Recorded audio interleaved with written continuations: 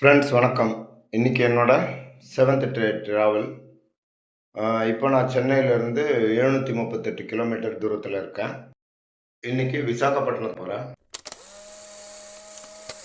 ஏகடிகோப்பா அப்படின்ற ஏரியா. நான் தப்பா ப்ரொனவுன்ஸ் பண்றேனா என்னன்னு தெரியல.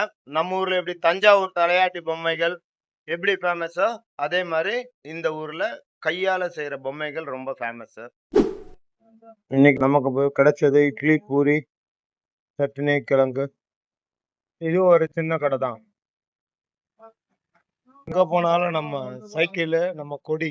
இது அனகாப்பள்ளி என்ற ஊரு, ஆந்திர பிரதேஷ். இது ஹெரிட்டேஜ் பால் ஃபேக்டரி, ஒரு முக்கியமான இடத்துல இருக்கு.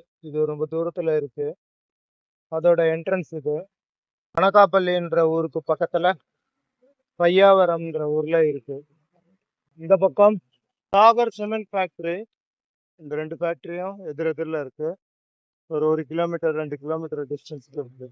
விசாகப்பட்டினம் இங்கிருந்து 38 கிலோமீட்டரு.